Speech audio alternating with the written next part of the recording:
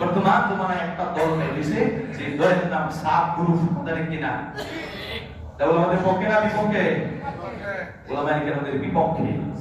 গত কয়েকদিন আগে টঙ্গীর ময়দানে ওলামায়ে কেরাম ইস্তেমার জন্য কাজ করতেছেন, সাধারণ সাথীরা ইস্তেমার মধ্যে মাঝখানে ময়দানে কাজ করতেছেন, তাবলীগের কাজ করতেছেন, ময়দানকে রেডি করতেছেন। রাত 3টা বাজে, দিনে না রাত 3টে বাজে, তারা অস্ত্র শস্ত্র ভিডিও সহ আছে, অস্ত্র শস্ত্র নিয়া, ভিডিও দেখছি আমি, অস্ত্র নিয়ে ঢুকছি, লাঠি নিয়ে ঢুকছি, বড় বড় রামদা নিয়ে ঢুকছি, ময়দানের ভিতরে ঢুকছি। ঢুকিয়া মাদ্রাসার ছাত্র লীগের সাথী, তার মধ্যে 4 জন মানুষকে তারা হত্যা করছে। বলেন তারা মানুষ না জানোয়ার? এরা তাবলীগের সাথীরা, সাত গ্রুপ তাবলীগের লোক না। বলেন সাত গ্রুপ তাবলীগের লোক না। ওরা গুমরাহ গুমরাহ গুমরাহ গুমরাহ, কথা ঠিক কিনা? এখন সারা দেশ ওলামায়ে কেরাম সুচার, ওদের গুমরাহি আরো প্রকাশ পেয়েছে। যদি তাবলীগ করার উদ্দেশ্য হয়ে থাকে, তাহলে রাত 3টা বাজে, যারা দেখছি আমি নিজে দেখছি, রাত 3টা বাজে লাঠি নিয়ে কেন তোরা ঢুকবে? অস্ত্র নিয়ে কেন ঢুকবে? না কুরআন নিয়ে তোরা ঢুকবে কেন? তার কারণটা কি? তাও রাত্রে বেলায় তোরা কেন ঢুকবে? ঠিক না? এটা সব হচ্ছে মাওলানা সাদের নাটের গোড়া, কথা ঠিক না? সাদের তার কলম যাতে এটি হচ্ছে ঠান্ডা মাথায় এই ষড়যন্ত্রটা করছে, ঠান্ডা মাথায় ওলামায়ে কেরাম বিরোধিতা করছে। সুতরাং সাধু যেই মসজিদে ঢুকবে, আপনারা সকলে মিলে তাদেরকে প্রতিহত করবেন। এটা হচ্ছে ইমানি দায়িত্ব, কথা ঠিক কিনা? প্রত্যেকটা মসজিদে সাত বাহিনীকে প্রতিহত করতে হবে। তাদেরকে যখন মসজিদে ঢুকতে না দেওয়া হয়, তারা মসজিদে তাবলীগের নামে বেঈমানি কাজ করবে, শয়তানি কাজ করবে, গুমরাহি কাজ করবে। সুতরাং সকলের ইমানি দায়িত্ব হয়ে গেছে, তাদেরকে প্রতিবাদ করতে হবে, কথা ঠিক কিনা? করবো তো ইনশাআল্লাহ। সাহাবের অনেক গুমরাহি বক্তব্য আছে, গুমরাহি বক্তব্য আছে, একটা গুমরাহি অনেকগুলি আছে, সবগুলি বলার সময় আমার নাই, একটা বলতেছি। তিনি বলেন হেদায়েত আল্লাহর হাত থেকে নাই। এটা আমার বক্তব্য আছে, অডিও রেকর্ড সহ আছে। আরেকটা বক্তব্য হলো ক্যামেরাওয়ালা মোবাইল পকেটে রাখলে নামাজ হবে না, পকেটে রাখলে নামাজ হবে না। অথচ কেমন কোন ফতোয়া বিশ্বের কোন মুফতি কোন ফতোয়া বিভাগ থেকে দেওয়া হয় না, তার নিজস্ব একমাত্র তার গুমরাহি বক্তব্য ছাড়া কেউ কিছু না। কথা বলছেন, সবার পকেটে ক্যামেরাওয়ালা মোবাইল আছে, আছে না নাই? নামাজ ক্যামেরাওয়ালা মোবাইল পকেটে থাকলে নামাজ হবে না, সম্পূর্ণ ভ্রান্তিপূর্ণ বক্তব্য এটা। এই বক্তব্যের কারণে সে গুমরাহ, তার অনুসারীরা সাত বাহিনী গুমরাহ, কথা ঠিক কিনা? এবং উনি এই কথাটা বলছেন, যে আলেমে বলে যে ক্যামেরাওয়ালা মোবাইল নিয়ে নামাজ পড়লে জায়েজ হবে, সেই আলেম হলো উলামায়ে সু, মানে নির্দিষ্ট আলেম। এই কথা সে বলে, সেই কথাটা বলতে তার বক্তব্যের মধ্যে আছে, উলামায়ে সু মানে নির্দিষ্ট আলেম। নাউযুবিল্লাহ। আরেকটা কথা বলছে যে এই মানুষ একটা কথা বলছে, সেটা হচ্ছে কোরআন শরীফ না, মানে মোবাইল থেকে কোরআন শরীফ পড়ার অর্থ হচ্ছে মানে পেশাবদারি থেকে দুধ পান করা হবে, বলে নাউযুবিল্লাহ। অথচ কোরআন শরীফ মোবাইলের মধ্যে হাজার হাজার মোবাইল, বড় বড় মোবাইল কোরআন শরীফ আছে, কিতাব আছে, হাদিস আছে, পড়া যায়, তাতে কোনো সমস্যা নাই, কোনো সমস্যা নাই।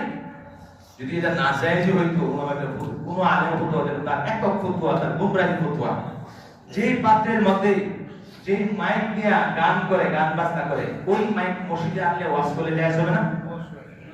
যেই মোবাইলে গান শুনে আবার ওই মোবাইল দিয়ে তেলাওয়াত শুনে জায়েজ হবে না? অবশ্যই জায়েজ হবে। এটা যুক্তিপূর্ণ কথা। যে রেকর্ডের মালের মাধ্যমে আপনি গান বাদ্যযন্ত্র গান ইত্যাদি করতেছে, আবার ওইটা থেকে কোনো ওয়াজ মাহফিল আইনে কি করে ওয়াজ করা জায়েজ হবে না? করতেছে, সেটা হচ্ছে, এটা अवेलेबल হচ্ছে এটা। তাহলে যে কোরআন, যে মোবাইলের মধ্যে কেউ গানও শুনে, আর এই মোবাইল থেকে যদি কেউ কোরআন শরীফ তেলাওয়াত শুনে, কোরআন শরীফ বলে, এটা সম্পূর্ণ জায়েজ। তার হলো গুমরাহি বক্তব্য। আরেকটা তার বক্তব্য হচ্ছে, ইমাম আসকার সাহেব তিনি বলছেন মাদ্রাসায় যাকাত দিবেন না, যাকাত দিলে যাকাত আদায় হবে না। বলেন তাহলে মাদ্রাসার দরকার নাই। অথচ মাদ্রাসায় গরিব বাঙালি অনেক খোলাফা আছে, গরিব আছে, ইতিম আছে, তাদেরকে যাকাত দেওয়া লাগে। যাকাত না দিলে তারা থাকবে কেমনে, পড়বে কেমনে, তারা আলেম হবে কেমনে? এটা উলামায়ে কেরামের বিরুদ্ধে, এটা মাদ্রাসার বিরুদ্ধে, মাদ্রাসাকে ধ্বংস করার কোন একটা ষড়যন্ত্র, কথা ঠিক না? মাদ্রাসা ধ্বংস করার কোন ষড়যন্ত্র বাংলা শাসনের। 2 নম্বর একটা বক্তব্য হলো মসজিদ মাদ্রাসায় পড়া বেতন নেওয়া জায়েজ নাই। যদি মসজিদ মাদ্রাসা মসজিদ ইমামতি করে মাদ্রাসায় পড়া বেতন নেয়, তাহলে বেতনটা হলো বেশ্যার বিনিময়ের চেয়ে আরো নিকৃষ্ট। বেশ্যারা তার আগে জান্নাতে চলে যাবে, এই সমস্ত হুজুররা জান্নাতে যেতে পারবে না। নাউযুবিল্লাহ বলেন। এই বক্তব্যটা যদি আপনি বাস্তবায়ন করেন, তাহলে আপনার সন্তানকে মাদ্রাসায় দিবেন না, কারণ মাদ্রাসা দিয়ে আলেম হবে, আলেম হলে মাদ্রাসায় পড়াবে, তাহলে মসজিদে ইমামতি করবে, আর ইমামতি বেতন মাদ্রাসার আলেম হওয়ার বেতন, সে বেতন পাবে, সুতরাং সে জান্নাতে যেতে পারবে না, তার আগে বেশ্যা করে জান্নাতে যাবে। আমি আমার ছেলেকে কোনোদিন মাদ্রাসায় দিব না, যেন মসজিদ ইমামতি করতে না পারে। সুতরাং মাদ্রাসা বন্ধ, মসজিদ বন্ধ, ইসলাম ধর্মটাকে ধ্বংস করার জন্য কঠিন একটা ষড়যন্ত্র মনে হচ্ছে। কঠিন ষড়যন্ত্র, মাদ্রাসাটাকে বন্ধ করার জন্য তার ষড়যন্ত্র। এটা ইহুদি খ্রিস্টানদের দালাল, এটা ভারতের দালাল, ভারতীয় দালালদের কারণে এগুলো হচ্ছে। আজকে কেন হবে? ভারতীয় চক্রান্তরা 2018 সালের পরে এক সাতপন্থী কাপ্তান মসজিদের সামনে দাঁড়িয়ে বক্তব্য দেয় যে এরা হেফাজতি, এরা পাকিস্তানি, আমাদেরকে বলে আমরা হেফাজতি, আমরা পাকিস্তানি, আমরা জঙ্গি। এখন আর পাকিস্তানি বলে না, এখন আর পাকিস্তানি বলে না, আমরা এখন বলতে পুরো ভারতের দালাল। কেন ওলামায়ে কেরামের বিরুদ্ধে গেলে সেটা 2018 সালে ওলামায়ে কেরাম থেকে 5000 ওলামা তোলা তাবলীগের সাথে কি তোরা রক্তাক্ত করে কোন সাহসে তোরা এই কাজ করলি? তোরা আবার এই 2024 সালে ডিসেম্বরে 18 তারিখ আবার তোরা এই আলেম ওলামা মাদ্রাসা ছাত্রদেরকে গভীর রাতে ঘুমন্ত মাদ্রাসা ছাত্রদেরকে তোরা হত্যা করলে, তাবলীগের ছাত্রদেরকে তোরা হত্যা করলে। কোন সাহসে তোরা তাবলীগ করস? তোরা মুসলমান না, তোরা মানুষের কাতারে না, কথা ঠিক কিনা? সুতরাং এই সাত গ্রুপকে অবশ্যই প্রতিহত করতে হবে, কথা ঠিক কিনা? আল্লাহ পাক আমাদের সকলকে সঠিকভাবে সঠিক তাবলীগ করার তৌফিক দান করুন। আমিন। সঠিক তাবলীগ ইনশাআল্লাহ আমরা উলামায়ে কেরামদের সাথে তাবলীগ করব। ধর্মের সকল কাজ কার অধীনে চলবে বলেন? মসজিদ কার অধীনে চলবে? ইমামতি কার অধীনে চলবে? দোয়া কার অধীনে চলবে? জানাজার নামাজ কার অধীনে চলে? মাদ্রাসা কার অধীনে চলে? তাবলীগ কার অধীনে চলবে? উলামায়ে কেরামদের অধীনে তাবলীগ চলবে, আজীবন চলবে ইনশাআল্লাহ।